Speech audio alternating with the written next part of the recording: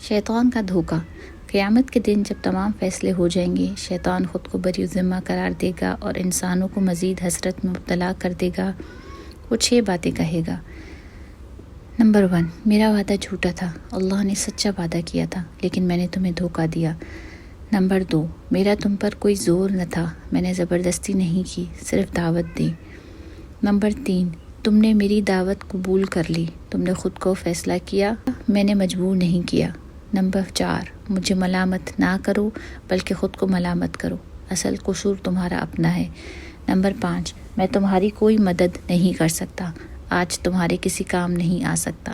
Number 6، میں تمہارے شرک سے بری ہوں، تم نے جو مجھے اللہ کا شریک بنایا میں اسے نہیں مانتا۔ یہ حقیقت ہمیں بتاتی ہے کہ شیطان صرف وسوسہ ڈالتا ہے، زبردستی نہیں کرتا۔ ہمارا اختیار ہے کہ ہم کیا چنتے ہیں۔ وہ ہمیں دونوں طریقوں سے دھوکہ دیتا ہے۔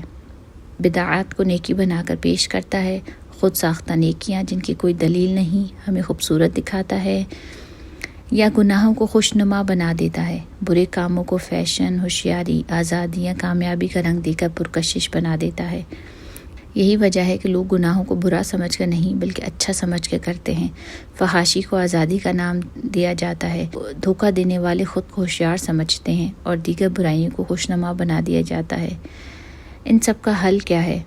ہر کام سے پہلے دلیل دیکھیں، کیا یہ اللہ اور رسول صلی اللہ علیہ وسلم کی ہدایت کے مطابق ہے؟ اپنے نفس پر قابو پائیں، شیطان پر اختیار نہیں مگر اپنے نفس کو کنٹرول کیا جا سکتا ہے۔ ایمان اور نیک اعمال کو اختیار کریں، یہی جنت کا راستہ ہے۔ اگر ہم ان اصولوں پر چلیں تو شیطان کے جھانسے سے بچ سکتے ہیں اور کامیاب ہو سکتے ہیں۔ یہ سبق معنی القرآن کے 26ویں سبق سے ماخوذ ہے۔